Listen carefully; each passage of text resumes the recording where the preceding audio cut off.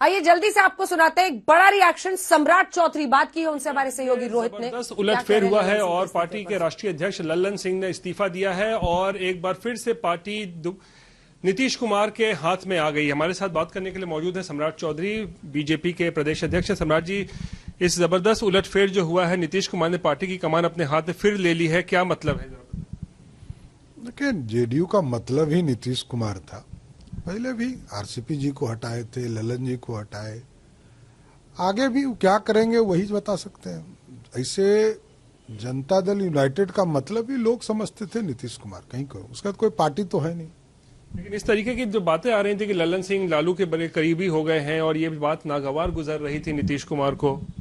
हो सकता है, कोई बड़ी बात नहीं है, लेकिन मेरा मानना है कि अब बिहार में लालू प्रसाद जी और नीतीश कुमार जी संयुक्त तौर पर भी लड़ेंगे तो ही भाजपा जीत पाएगी। साथ लड़ेंगे तो आप लोग की जीत होगी एकदम। 40 की 40 सीटें जीतना जनता यही चाहती है कि बिहार अब नीतीश मुक्त हो, बिहार मुक्त हो।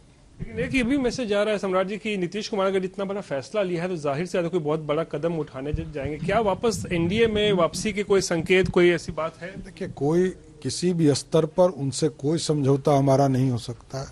हमारे राष्ट्रीय स्तर पर नेतृत्व ने साफ तौर पर कहा है, प्रदेश में भी पूरी सहमति है कि किसी भी हालत में नीतीश कुमार जी के नेतृत्व में कोई समझौता नहीं हो सकता। नीतीश कुमार से अब परहेज क्यों भाजपा को? वो छोड़ के गए थे ना, हम लोग तो छोड़े नहीं थे।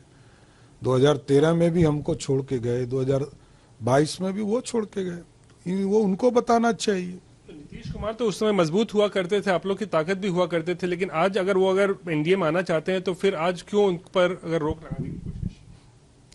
आज एकदम भाजपा इसके लिए तैयार है। जनता चाहती है नीतीश मुक्त और लालू मुक्त बिहार बनाना है। यानी कोई समझौता नीतीश के साथ नहीं हो? नहीं, दूर दूर तक कोई समझौता नहीं। चलिए, बात करने के लिए शुक्रिया। तो ये थे सम्राट चौधरी जो साफ तौर पर कह रहे हैं कि नीतीश कुमार भले ही पार्टी के राष्ट्रीय अध्यक्ष बन गए हो, लेकिन एनडीए को लेकर जो है उनके दरवाजे हमेशा बंद हो गए हैं और बीजेपी दोबारा से नीतीश कुमार के साथ कोई गठबंधन नहीं करेगी। रोहित सिंह, पटना, आज तक। तो ये भी एक बड़ी खबर है कि बीजेपी एक बार फिर से ये कह रही है कि रास्ते बंद हैं नीतीश कुमार के। देखिए, एक कयास ये भी था ना कि क्या ललन सिंह खुलकर पीएम पर हमले करते थे, निजी हमले करते थे, अमित शाह पर निजी हमले करते थे। ऐसे में क्या सॉफ्टन करने के लिए, यानी अपनी स्थिति को जरा सॉफ्ट करने के लिए नीतीश कुमार ने ऐसी पहल की कि ललन सिंह को दरकिनार कर दिया जाए ताकि रास्ता फिर से बीजेपी के लिए खुले। ऐसे में बीजेपी ये साफ करती हुई कि एनडीए में उनकी वापसी का कोई रास्ता नहीं है। सम्राट चौधरी को आप सुन रहे थे। अब आपको रामनाथ ठाकुर से ये बातचीत सुनाते हैं। ये सेक्रेटरी जनरल है जेडीयू में। ललन सिंह के इस्तीफे पर और नीतीश कुमार के नए अध्यक्ष बनने पर इनकी प्रतिक्रिया सुनिए। सर, क्या जिस तरह से कहा जा रहा है कि ललन सिंह ने नीतीश कुमार साहब का नाम प्रस्तावित कर दिया अध्यक्ष पद के लिए, एक बड़ा ऐतिहासिक क्षण है जेडीयू के लिए भी? 4 प्रस्ताव पास हुए,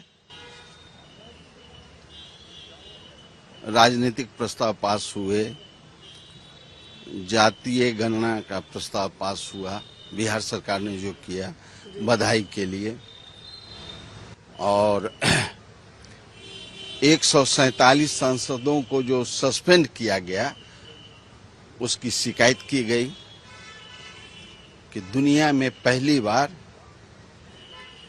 भारत के संसद में 147 लोगों को सस्पेंड किया गया। जब राष्ट्रीय अध्यक्ष श्री ललन जी की बारी आई बोलने के लिए, तो अब प्रस्ताव के पक्ष में बोलते हुए